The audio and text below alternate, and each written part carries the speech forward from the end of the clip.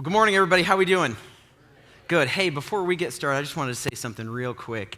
Found out something yesterday that I thought was kind of cool. A member of our church family was actually named Citizen of the Year for Effingham, Illinois, and he's actually in the service right now, Dr. Nashnam.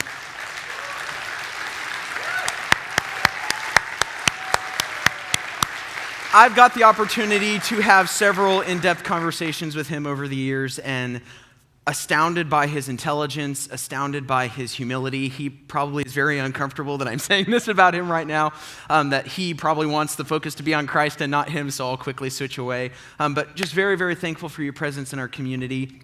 Thankful for your unique perspective on what it means to be an American, having not been born in the States, and also what it means to be a Christ follower, not from the West. You bring a very unique perspective to our community that we need, so we're very thankful you're a part of our church family.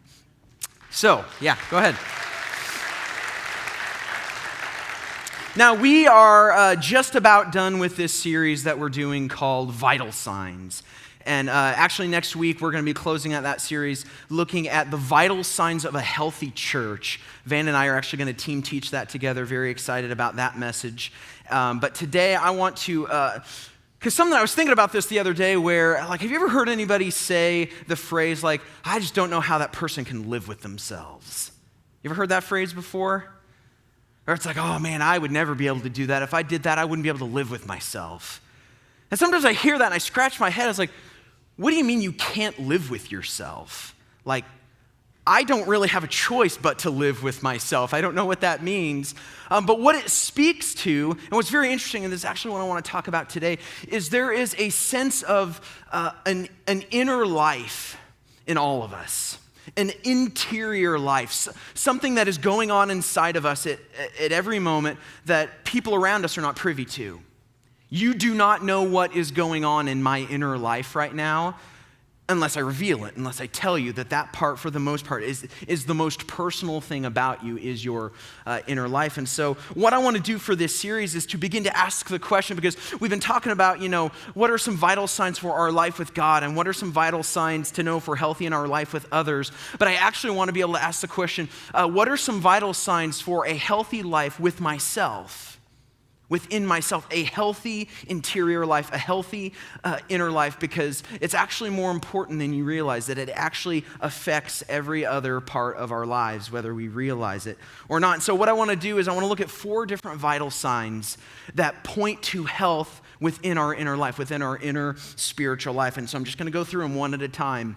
We can kind of gauge and be honest. And I ask for a great amount of honesty during this message to really kind of gauge yourself and say, where do I land on this? Because we're pretty easy on ourselves when we have to self-test or self-rate ourselves. We tend to be very easy on ourselves, and I want you to be as ruthlessly honest as possible when we talk about these things to help you kind of see, am I able to actually live with myself or not? So, start out with the first one. The first vital sign to look at is what I call a biblical view of myself.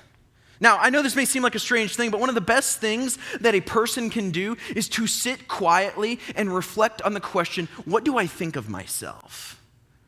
Because we all have all sorts of opinions about ourselves, but we may never consciously realize that we do. We never may give a voice to them or consciously think about them. But even though this may seem kind of unnecessary because we live in a culture that is just vapidly obsessed with self, we constantly focus on self and on the individual, so it almost seems like this is unnecessary. This is a little bit different than maybe what you're thinking. The Apostle Paul writes about this in Romans 12:3. He writes this. He says, do not think of yourself more highly than you ought. So he says you are going to think about yourself. There is this kind of interior life where you think about yourself, and if we were to be honest, we talk to ourselves. Does anybody talk to themselves? Many of you right now are talking to yourself saying, I don't talk to myself. Tyler, I don't talk to myself. But you do. We have this interior life, whether we realize it or not. And Paul is addressing this. He says, do not think of yourself more highly than you ought, but rather think of yourself in sober judgment, in accordance with the faith God has distributed to each of you. Now, what does he mean by that?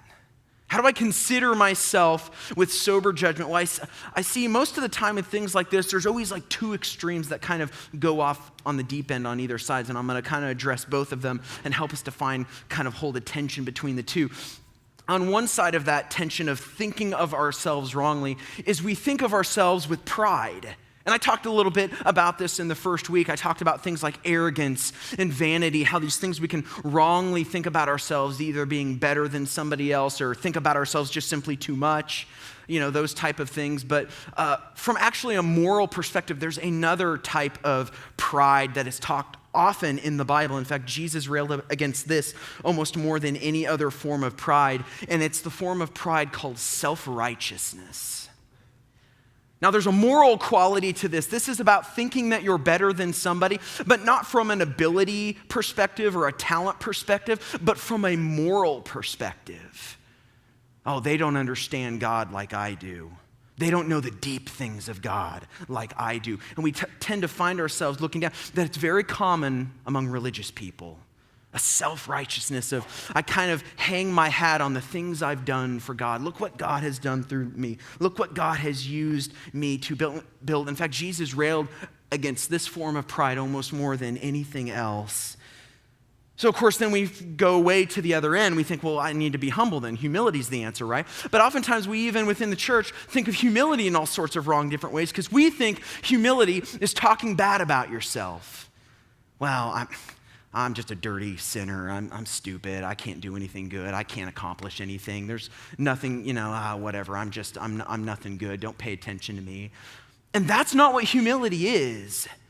See, and this is a key thing. I need you to track with me on this. Humility is not talking bad about yourself. Humility is not talking about yourself at all. It's focusing on the other person. C.S. Lewis writes about this. I love this. In his book, Mere Christianity, if you've never read Mere Christianity, fantastic book.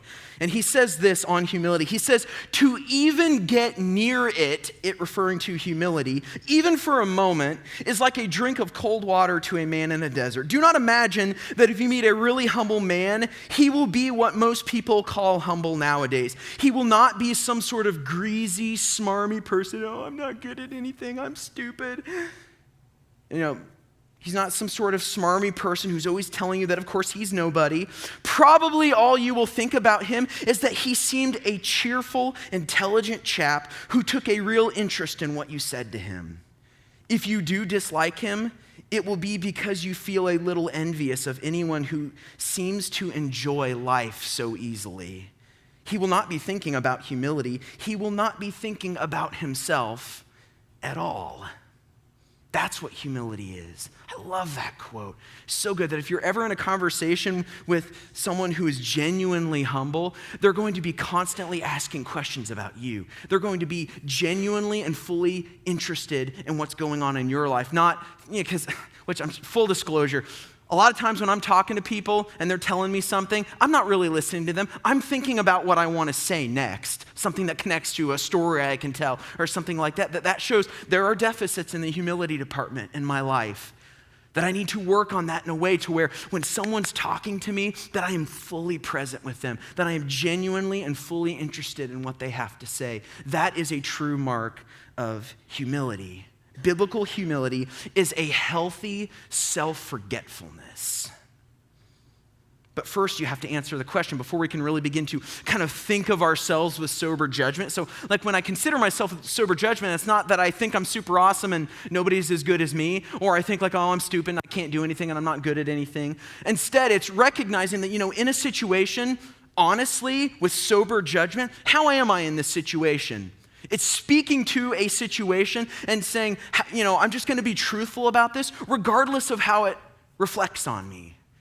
If I happen to look good, if somehow I did well in the situation, then I own that, and not to lift up myself, but just because that's the truth. I'm not going to pretend like it's not the truth, but at the same time, I'm not going to build myself up and put the focus on me, but instead on others.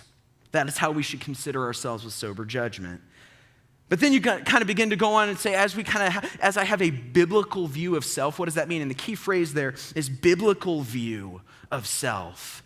Because I have to ask, like, who am I in this world according to the Bible? What does the Bible say about who I am? Well, just to name a few, there's a lot of things the Bible says about who we are, but just to name a few, according to Genesis 1 and 2, you are God's pinnacle of his creation. The only thing that was named very good, everything else was called good, you were called very good. You are made in God's image. That means that you have intrinsic worth and value completely apart from anything you say or do. So if you think that somehow your value or your worth to God is based on how well you obey his commandments or how many times you attend church or how often you pray, no, according to the Bible, you are loved by God, and that's another thing. John 3 and many other passages tell us that we are loved by God so much that he sent his son to die for our sins, to pay the price of our sins, to redeem that image of God within us. Because we just have this intrinsic worth and value that makes all life matter simply because we're made in the image of God. In fact, Dallas Willard, he words it like this, and I love it. Just in case you forget who you are, this is who Dallas Willard would always say to describe a human being. He would say, you are an unceasing spiritual being in an eternal, you are an unceasing spiritual being with an eternal destiny in God's great universe. That's who you are. So if you're ever having a bad day, and you ever feel like I'm just kind of worthless, there's nothing good to me, you can repeat to yourself, I am an unceasing spiritual being with an eternal destiny in God's great universe. Like, it's hard to be depressed after hearing something like that. Or maybe if we have students in the room and there are bullies at school who are giving you a hard time, or people who are kind of treating you poorly, whenever they call you stupid or call you ugly, you can say, no, I'm not stupid, I'm not ugly, I am an unceasing spiritual being with an eternal destiny in God's great universe. Trust me, they won't know what to say to that. That is thoroughly a conversation ender. But it's true. You are an unceasing spiritual being with an eternal destiny in God's great universe. That is who you are. You might want to write it down. Now, there's a part of you that I left out because it's a part of my next point. Now, don't get me wrong. You are an unceasing spiritual being with an eternal destiny in God's great universe. That is who you are according to the scriptures. And that is a very important, essential point of who you are. But that is not the entire story. Because if you read Genesis 3, just one chapter after those first two chapters, you'll notice the whole story just kind of goes off the rails, kind of goes off track. If you've lived in this world for even just a little while, you may have become used to it because it's all we've ever known. But it's kind of become common to us now. But I'm talking about the reality of sin. And see, that's the next vital sign to assess ourselves is, do I have an honest view of my sin? Like when I consider my thoughts and my words and my actions, do I see the reality of my sin, or do I ignore it? Do I pretend like it's there? Have I deceived myself into not recognizing it? Now, there are kind of two different ways to talk about sin in the Bible, and they're both true, but I've noticed that there's kind of a progression that happens as you begin to follow Christ and mature in Christ, that they're kind of, like I said, there's two different ways to talk about sin. There is a way to talk about sin as action, meaning like things you do or don't do that are sinful. They're usually typified by commandments that you can break and either things you do that are wrong or things that are good that you do not do, that you refuse to do. And because of that, it's sin. Great example of this, 1 John 3:4 says, everyone who sins breaks the law. In fact, sin is lawlessness. So oftentimes we think of sin as action. Now, of course, as you begin to follow Christ and as you begin to follow after him and as you live in this world for a while, you'll begin to realize that there's another way that sin is talked about in the Bible, another way you can understand sin, and it is sin as condition. Meaning it's not just these particular, like I can point to this rule and I either keep it or I don't, and that's true, and that's still there, and it's still very important, but we realize that I can even do good things and they be infected with the condition of sin. Meaning, I can stand up here and preach this amazing sermon and, impact all kinds of lives and walk off the stage feeling spiritually smug, feeling self-righteous, and think, man, look at how God used me and how amazing that was. And right there, the condition of sin just infected a very good thing.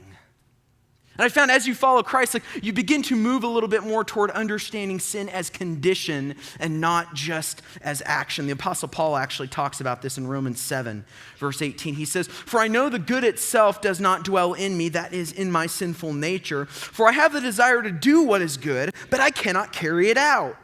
For I do not do the good I want to do, but the evil I do not want to do, this I keep on doing. Now, if I do what I do not want to do, it is no longer I who do it, but it is sin living in me that does it." See, suddenly he's talking about sin in a very different way, that it's not this like rule that you either keep or break, even though that is true and that is very much a part of the Bible. But he says it's also this condition that is alive within me that needs to be killed off by Christ, that needs to be killed off, that I need to die to by the Spirit of God. So he says, "So I find this law at work. Though I want to do good, evil is right there with me. For in my inner being, I delight in God's law, but I see another law at work in me, waging war against the law of my mind and making me a prisoner of the law of sin at work within me." Translation, even my best behavior, my best days can be tainted with sin, can be tainted with pride and self-righteousness or lust or anger or whatever. And so the idea of me earning my way to God, and see, this is why, and this is kind of almost the distinction between the Old and the New Testament, that in the Old Testament, the focus was very much on sin as action. There are all these 613 commandments that you're supposed to keep. And it calcifies into religion so much so that by the time Jesus comes along, it begins to present sin as condition. The Pharisees are deeply entrenched in this, and Jesus rails on them and says, you treat it like as long as I keep these 613 commandments outwardly, it doesn't matter the condition of my heart. It doesn't matter that pride and self-indulgence and greed and lust and murder and all these things are growing and roiling inside of me. It doesn't matter as long as I'm keeping these outer rules. He says, sin has utterly infected the heart of who you are. Because you see, when you just view sin as action, then the response is behavior management. Sit up straight and behave. But when you begin to understand that sin is also condition, the only possible solution is you must be born again. You must be given a new heart and a new mind by the Spirit of God, because otherwise you cannot rid yourself of that. Just like you can't cure yourself of a disease, you can't cure yourself of the condition of sin, and you must be born again. You must be born from above. You must have the Spirit of God cleanse your heart and your mind thoroughly of the condition of sin. Because you see, the human soul, it can't function as it was meant to be, as it was created to be, if sin is present. Now, I know we don't like talking about sin in our culture, that's becoming more and more a taboo thing, but it is impossible to talk about the soul and not talk about sin. Our sin affects us so much more deeply than we realize. Because see, if I don't have an honest view of my sin, I live in denial. And then in my deception, I sink deeper and deeper into slavery in different areas of my life. In fact, I was reading about the study that was done. These researchers at Duke University, North Carolina, Harvard University, they spent a lot of time studying the impact of what they called fake adornment on ethics. And so in a nutshell, what they did in the study was they gave a group of women these really expensive sunglasses, real expensive sunglasses. But they told half of them that they were fake knockoffs. They weren't, but they told them that. And what they found in the study was that the women who believed that they had the cheap sunglasses were twice as likely to cheat and steal in a subsequent study than those who believed they were wearing the real deal. There's another similar study they found that people who thought that they were wearing fake sunglasses were found to be more cynical in their attitude toward other people. You see, when we fake it in our life to bolster our egos or for whatever reason, as a result, we feel like phonies and we become more deceptive and become more cynical with others. So the whole lie that, a little white lie never hurt anybody, it's not true. The little white lie doesn't even hurt you, but it actually affects how you view people and treat people around you as well. And we act shocked by this, like this is some brand new idea, brand new thing. But in Titus 1:3, it says this, "To the pure, all things are pure. But to those who are corrupted and do not believe, nothing is pure." It's not a new idea. And so in some ways, this is good news because for kids or adults who want to get new sunglasses and you're telling your wife or your husband or your parents about it, you just tell them, like, hey, I need new sunglasses. I need them to be the real deal because my soul is on the line when it comes to this stuff. Do I have a clear understanding of my sin?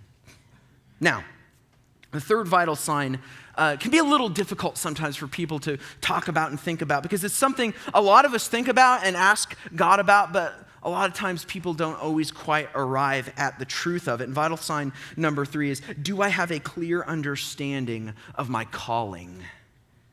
See, it's important for each of you to know that God has purposes for your life. He has talents and abilities and gifts that He has put in each of you that are uniquely yours. Now, that does not mean you are the best at that thing. There are probably always going to be people who are better than you at that thing. But the unique circumstances that you are in, the people that are around you, the kind of social circles that you're in, your gifts and talents or abilities, you are in that position where you are for a specific reason to have a unique impact. And see, this is what it means to be a part of the kingdom.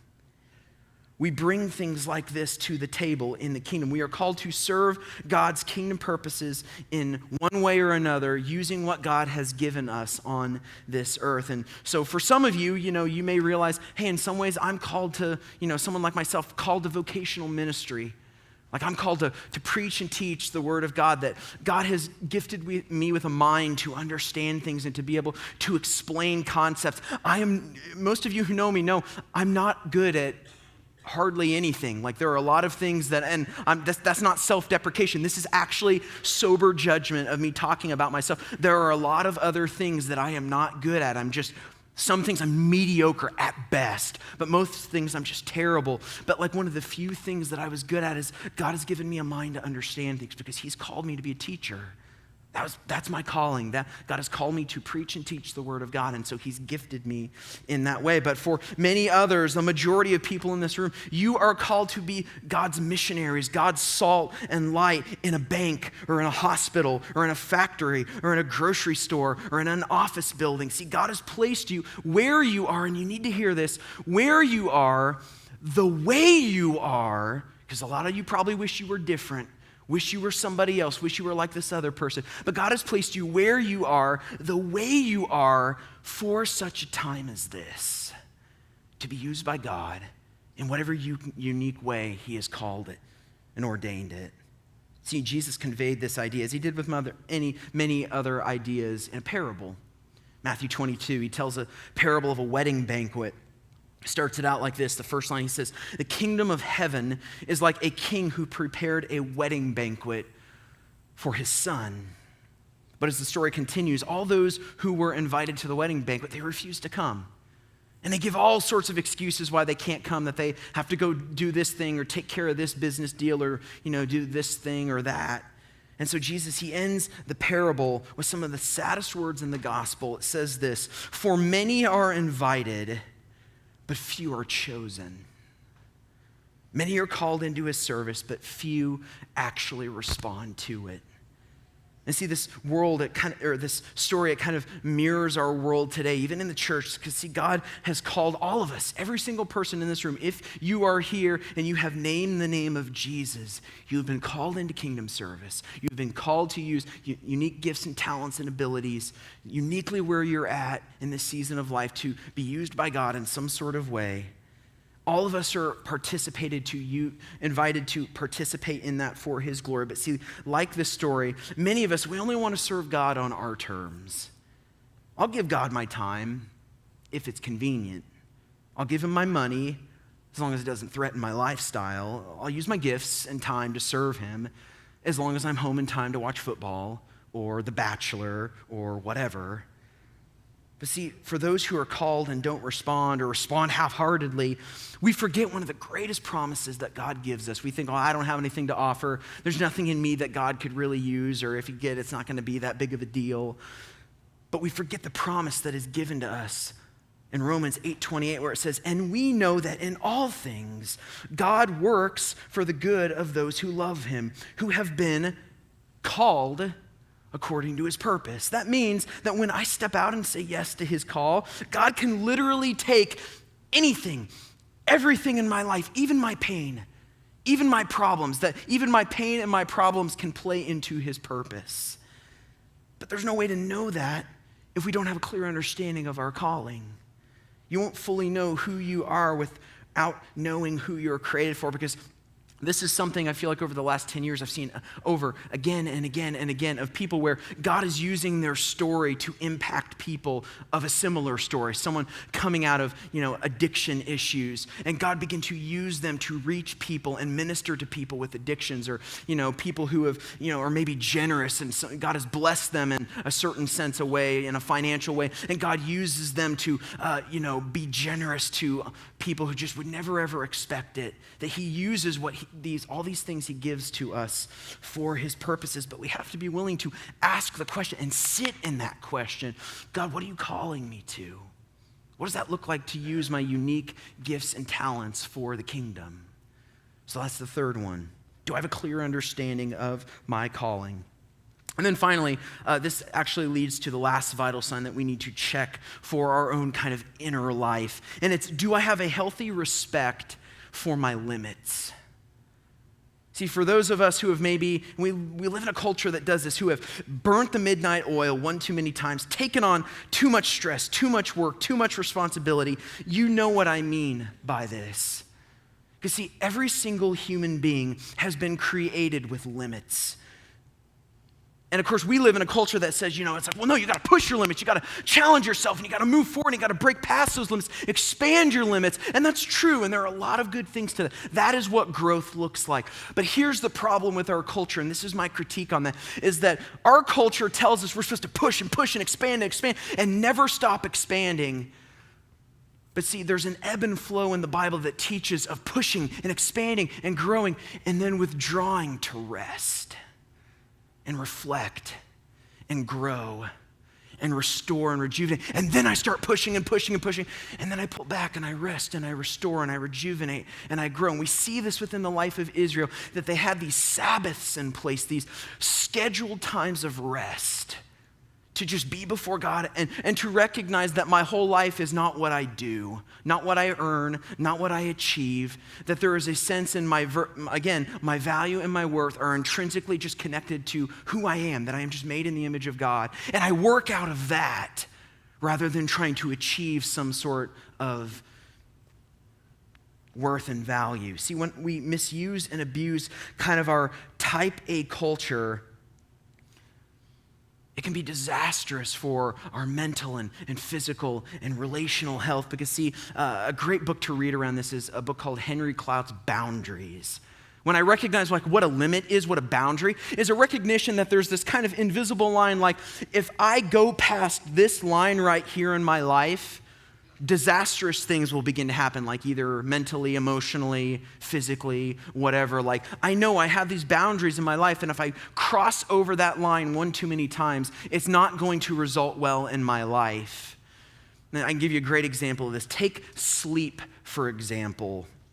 See, with the advent of the electric light bulb, the average amount of sleep that an American gets has been drastically reduced in the last century. See, at the beginning of the 20th century, the average amount of sleep that the average American got was roughly 8 to 10 hours a night. How many of you get 8 to 10 hours of sleep at night? Okay, there's like 2 hands, if that. But see, by the time electricity began to come around and I can stay up later, I can read a book or with TV and things like that, I can do other entertaining things, that quickly declined to what now is more commonly understood as 5 to 7 hours a night. Anybody here get 5 to 7 hours of a night? Yeah, that's what I thought. Me too. I'm in that. This is not me from a position of self-righteousness. I'm very much in that. I think I got 6 hours of sleep last night. That's just kind of commonly where I'm at. But I was reading about this. There was a guy named Professor Matthew Walker. He's the director for the Center for Human Sleep Science at UC Berkeley in California. And he says that right now, in our current time, we are in what he calls a catastrophic sleep loss epidemic. sleep deprivation, which I didn't know this was very convicting to hear. Sleep deprivation, which is classified as less than 7 hours of sleep a night. So if you sleep on average less than 7 hours a night, you are sleep deprived medically. I'm in that category. Last night, I'm coming before you sleep deprived, medically speaking. And not even because of my kids. It's not even my kids' fault. Like I used to be able to blame it on my kids. I can't even blame it on them. It's just because I'm just stupid and I want to stay up and watch TV or goof around or whatever.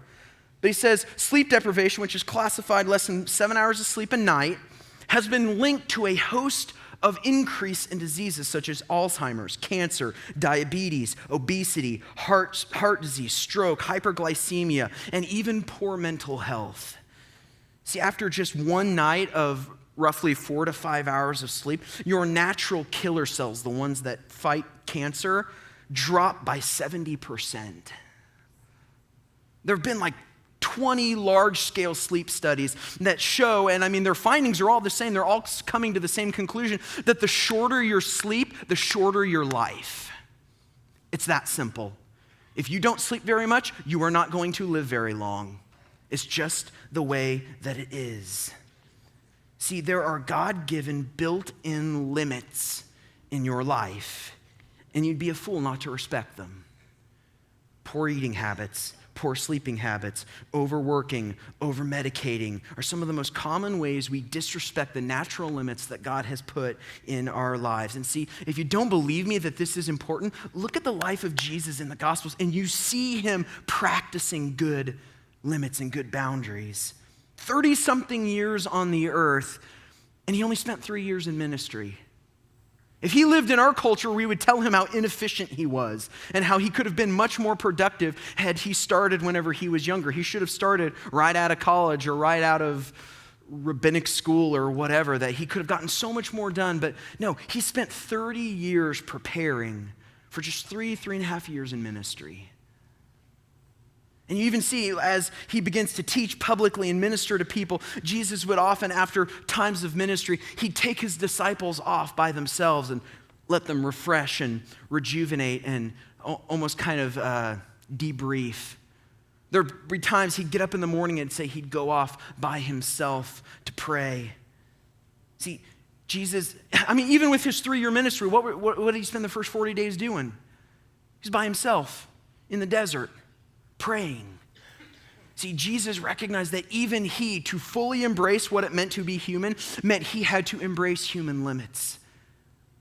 And that meant he had to, because there were times where it said Jesus was hungry, that Jesus was tired, things like that, that even Jesus knew that there were human boundaries he had to live within. And yet, even within those boundaries, he changed the entire world, changed the destiny of the human race, of all of creation, living within human boundaries. And you know why he did that? To show you could too. You don't have to be some sort of Superman that, never sleeps or never eats or anything like that. You're not some sort of, whatever, that you can remain within the God-given human limits that he's given you, and then by the Spirit of God, do wondrous things. Supernatural things far beyond your capabilities, things far beyond your limits. And that's what he meant when he said, you will not only do the things I did, but you'll actually do greater things by the Spirit of God. He's not saying you're just going to have no limits now. You're not going to need to sleep or need to eat. And there are times where God does supernatural things like that. But generally speaking, we are called to live within the natural limits of what it means to be human. And so that means learning how to say yes to the right things and learning how to say no to the wrong things. Are you able to say no to anything? Are you able to say no even to yourself? How are you showing healthy respect for your limits? Do you treat your time and your mental and physical and relational energy with appropriate boundaries? Do you know how to do that? If not, talk to someone.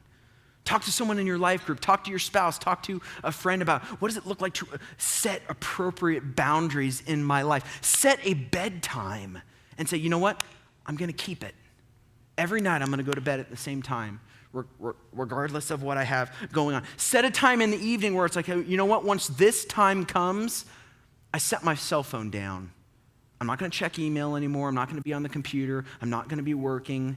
This is time to spend with my family, or this is time to be alone and just spend time with God and just rest and rejuvenate. Because if we just allow all of those limits to kind of be blasted away, your life is going to be much more short and less impactful than you realize. See, when you begin to set appropriate limits, appropriate boundaries in your life, you're actually going to find that you're more productive, more successful over the long haul within those limits than burning yourself out outside of them. I actually had a run-in with limits back in the fall. Many of you remember back in the fall, I actually took a 5-week sabbatical. And the reason why I took this 5-week sabbatical is I began to kind of realize that I was beginning to bump up against my limits. I wasn't in the place of burnout. Everybody was worried that I was like, are you burnout? Are you going to quit? Are you going to leave? It's like, no, I'm not burnout. I see the possibility of burnout in the future. And so I need to take a break. I need to step way back from my limits and allow God to just refresh and rejuvenate and restore me. And I would joke around with people, and I didn't really mean this in the fullest sense. I said, a sabbatical is working when you're annoyed by everybody at the beginning and then you find yourself missing them by the end of it. Then you know a sabbatical is working. But it's like, that's kind of where I was. Like I felt my vision levels, my passion levels beginning to ebb, beginning to dip. I found myself not excited about doing ministry. That I was just kind of stuck in the daily grind, and I didn't want it to be like that. And so I knew I needed to take a break. And so I told Van, and he had even suggested it a while before, of saying, you may want to think about it. And then, you're 10 years in ministry, you may want to think about a sabbatical. And I began to feel that. And so I actually said, I may want to do that sooner than later. And see, this is the senior pastor that we have, because he actually said, Tyler, he literally said this, I will move heaven and earth to make this happen for you. Like that's how much my emotional and spiritual and relational health meant to him. And he knew that I'm not going to last the long run if I'm not taking those times to step way back and rejuvenate and refresh. And we all need those types of things. That's what it means to live, to know what our limits and our boundaries are, and to live within them, to actually receive. And I know this will sound crazy, because for some of you, you're like this is rubbing you a little bit the wrong way. But the thing we need to do, because this is what Jesus did, was learn to receive your limits as a gift. That is God saying to you, I love you enough to show you when to stop. I don't want you to burn out. I don't want you to spiral off emotionally and have an affair and destroy your family. I want you to last your entire life. I want you to finish strong. And so I have placed these natural limits, these natural boundaries in your life. And if you will live out of them, you'll live that, what Jesus said, I have come to give you life, and life to the fullest. When we live as God intended us to live, as humans were meant to live, we will thrive and we will grow and we will be like Jesus, because Jesus is the only person who's ever lived a life where he lived at the full maximum capacity of what a human was supposed to be. That's because he lived within his limits. Will you stand with me?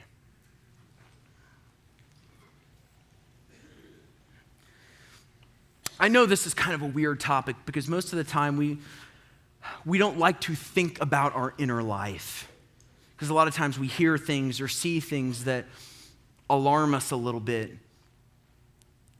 And so it's easier just to kind of ignore it and hope that it goes away, that if I ignore it, it'll go away.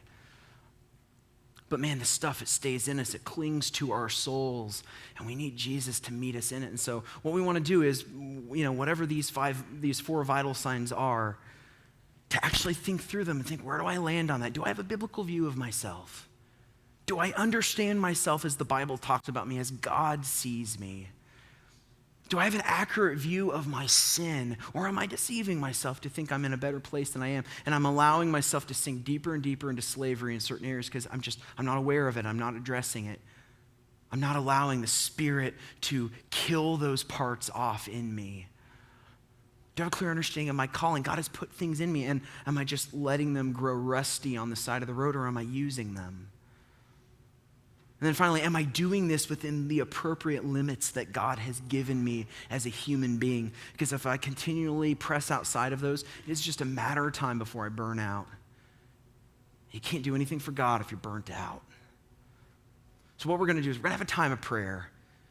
If you answered no to any of those questions, it's not good. But Jesus can meet you there. We can begin to move forward. He can redeem those areas of our lives. And so we're going to have some of our leaders up here, staff, small group leaders, elders. I want to invite you guys to come forward. If you need someone to pray with you about any of these things or really anything else, we're going to have a time of ministry up here. If you want someone to talk with, someone to pray with, we will be up here.